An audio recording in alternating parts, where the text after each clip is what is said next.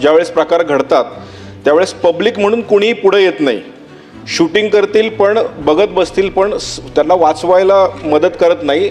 माझे 2 स्पेसिफिक प्रश्न आहेत. अशा घटना घडत असताना आपण जनजागृती मोहीम म्हणजे शाळा, कॉलेज, सोशल मीडिया, टी व्हीवर बायस्टँड्स रिस्पॉन्सिबिलिटी म्हणून ही मोहीम करणार का?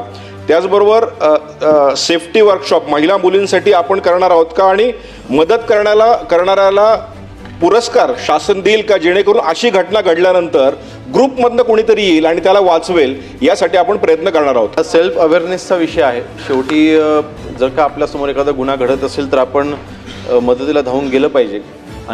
हजारोच्या संख्येने आपण अनेक अशी उदाहरणं पाहिलेली आहेत की गुन्हा रोखण्यामध्ये देखील सर्वसामान्य नागरिकांनी तिथे सहभाग घेतलेला आहे.